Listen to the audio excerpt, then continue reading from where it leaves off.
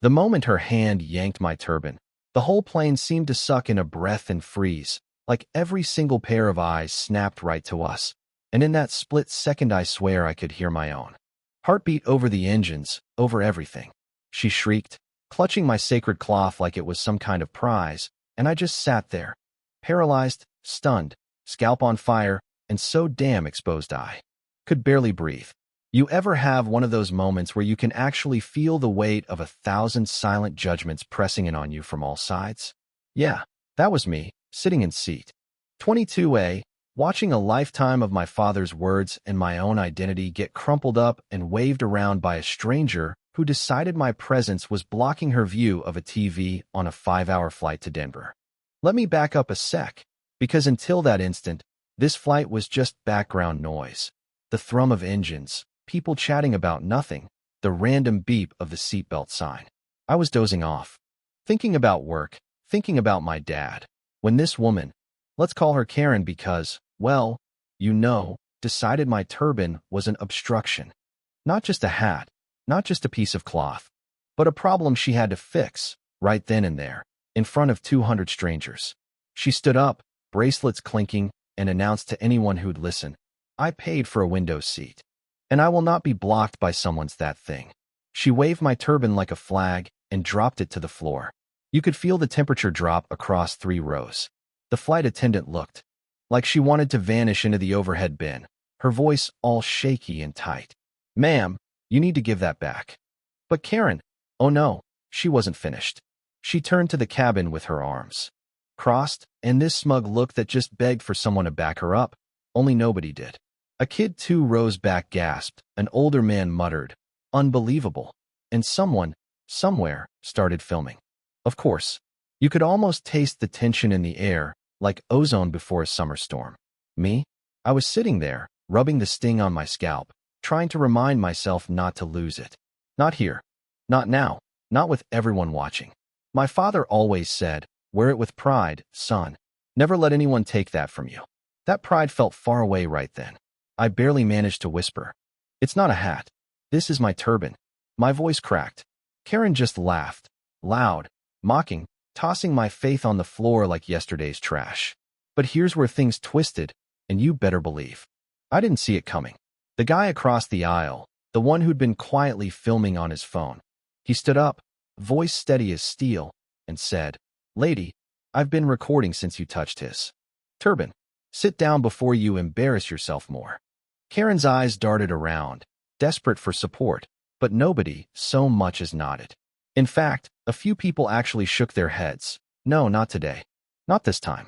Silence filled the cabin, thick and heavy. The flight attendant handed my turban back with hands that shook, whispering an apology, but Karen doubled down, shouting, don't apologize to him. Apologize to me for having to endure this obstruction. And then, God help me, she screamed, full-lung horror movie style. He's threatening me. That's when it got truly ugly. The whole cabin erupted. People shouting, a can clattering to the floor, a baby starting to cry. What? No, he didn't. Lady, you're insane. Even the captain's voice came over the intercom. Cold and official. Ladies and gentlemen, we've been alerted to a disturbance. Authorities will meet the aircraft. Remain seated. My blood ran cold. You know where this is going, right? Brown skin. Turban, airport security. The oldest script in the book. Karen leaned in, all fake whisper, you're going to regret sitting near me. But she had no idea what was about to happen. Turns out, that guy with the phone, he wasn't just some random traveler. He was a civil rights lawyer. Yeah, you heard me. And he had the whole thing, every second, saved and ready. The plane touched down too. Blue lights flashing outside the windows, casting everything in this harsh, unreal glow. Cops boarded, boots echoing down the aisle. Karen leapt up like she was at a pep rally, finger pointed at me. Voice shrill. Officers, over here. He threatened me. That was it. My stomach dropped, hands sweating, convinced I was about to be cuffed, paraded off the plane for something I didn't do. But half the cabin erupted. Passengers yelling. No, he didn't. Check the video. The lawyer stepped forward, cool as ice, and played the recording. Karen, in full color, tearing off my turban. Screaming, lying, caught for everyone to see. One of the officers watched, his jaw set, then turned to her, voice low and final. "Ma'am, you need to come with us." I'll never forget her face, shock, outrage, then this desperate, wheedling whine. "What? No. This is reverse discrimination. You're all ganging up on me." The lawyer didn't flinch. "Everything's on video. You assaulted him and made a false report. I'll make sure this goes where it needs to." As they cuffed her, the passengers, real strangers, started to clap. Someone booed. It was surreal. Karen's voice trailed off as she was dragged away. "This isn't over. You'll regret this." But for her, it was over. At least in that moment, justice landed right where it should. The lawyer stuck by me, made sure I filed a report, handed me his card.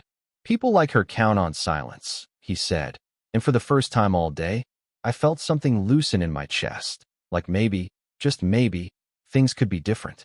And here's the kicker, the twist nobody saw coming. A week later, the story was everywhere. Video clips, headlines, the whole internet weighing in.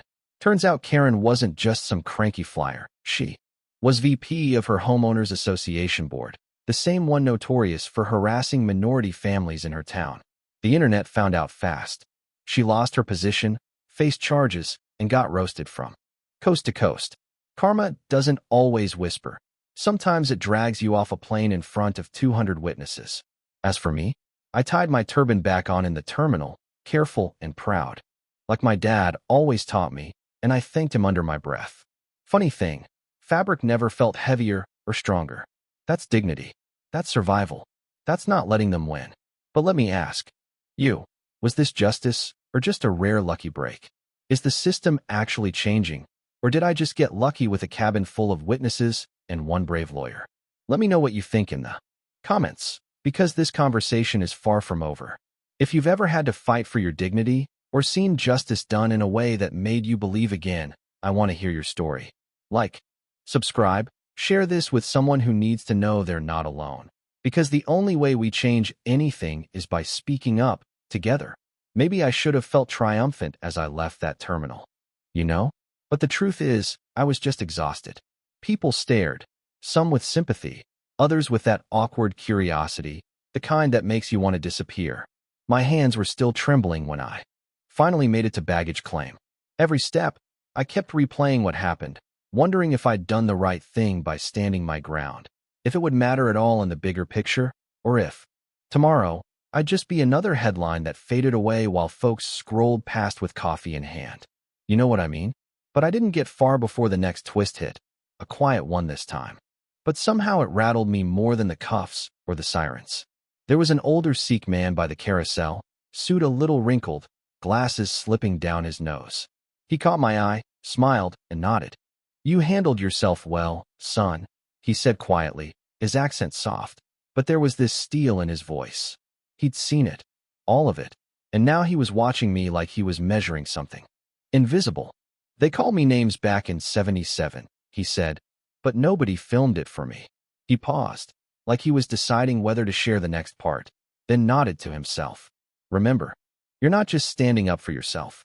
You're holding ground for every kid who'll sit where you sat today." And I swear, hearing that, it felt heavier than anything Karen ever threw at me. So I asked if he needed a ride. He laughed, said he had family waiting, and just like that, he vanished into the crowd, leaving me with my thoughts and that sense of responsibility. That's the thing nobody tells you about these moments. You become something bigger than just you, whether you want to or not. Back at home, my phone buzzed nonstop. News outlets, old college friends, strangers from halfway across the world sending messages that bounced between, "You're a hero," and "That could have been me." My inbox became a battleground. Some folks sent thanks, others sent hate, like clockwork. I lost count how many called me dramatic, accused me of setting the whole thing up for attention. Some threatened me, said I'd made flying unsafe for real Americans. It was wild, the things people will type when they think you're just a name on a screen. A week later, I got a call from the lawyer, the one who'd recorded everything. He was gruff, but kind. Told me Karen was already trying to spin the story, claiming emotional distress and threatening to sue the airline. Classic, right? But here's the kicker. He wanted me to join a lawsuit. Not just against her, but against the HOA she led. Turns out, My little moment was just the tip of a much bigger iceberg. Other families had suffered way worse in silence, kicked out of pools, fined for flags or suspicious gatherings, all because they didn't fit someone's idea of what a neighbor should look like. Part of me wanted to back out. Honestly, I was tired, ready to crawl back into my quiet life. But then my phone pinged again. This time, it was a video, some teenager I'd never met, turban a little crooked, staring into his phone camera, voice trembling but determined. "I saw your story," he said. "Now I'm not afraid to wear mine at school." That right there, that was the moment I knew I couldn't turn away. So, yeah, I said yes. I joined the case. And the headlines started spinning up again. Suddenly, it wasn't just about Karen, but about every board, every policy, every backroom rule that tried to erase people like me with a stroke of a pen or a dirty look in the aisle. We rallied folks, held community meetings, some heated, some hopeful. People showed up with stories that sounded all too familiar, voices shaking, hands clutching documents. Photos, memories. And wouldn't you know it, Karen's supporters came out swinging too. Letters to the editor, angry emails, even a counter-protest in front of City Hall. At one point, she even showed up to a meeting, all done up and defiant, with her lawyer and a camera crew, claiming she was the real victim. It was surreal, watching someone twist reality that boldly, right to your face. But this time, nobody flinched. Nobody let her shout them down. I'll never forget the day the settlement came in. News crews on the courthouse steps, lawyers shaking hands, families hugging, even a couple of old-timers wiping their eyes. The judge's words rang out, plain and simple. This court finds that dignity cannot be obstructed by policy or prejudice. Maybe it was just words, maybe it was a start, but for the first time in a long time, I actually believed it. And yet, there's always another battle waiting. That's the messy part of real life. No clean endings, no freeze frames. Just folks like you and me trying to move the line a little further forward. So I keep my turban close, my head up, and my phone charged, because the fight's not over. Not by a long shot. So let me throw it back to you. What would you have done? Would you stand up or stay quiet? Ever been caught in a moment you couldn't walk away from? Drop your story in the comments. Share this with someone who's still fighting their own battles. And don't forget to subscribe if you want to see what happens next. Because trust me, the real world never runs out of new chapters.